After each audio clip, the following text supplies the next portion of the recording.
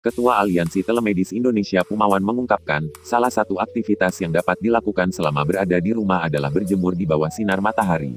Menurutnya, berjemur cukup dilakukan selama 15 menit. Hal itu dilakukan demi meningkatkan daya tahan tubuh di tengah wabah virus corona. Berjemur itu kita usahakan bukan yang pagi, yang jam 10 sampai jam 15, cukup 15 menit, tutur Pumawan di Geraha BNPB, Jakarta Timur, Minggu, tanggal 28 Maret tahun 2020. Jadi itu bukan untuk mematikan virus tapi untuk meningkatkan daya tahan, imunitas, imbuh dia. Selain itu, untuk tetap menjaga kesehatan fisik, masyarakat dapat berolahraga di rumah. Demi mengatasi kebosanan selama di rumah, ia mencontohkan aktivitas yang dapat dilakukan, misalnya berkebun, membersihkan rumah, hingga merintis usaha secara daring atau online. Pumawan mengatakan, masyarakat dapat merintis bisnis pembuatan masker kain.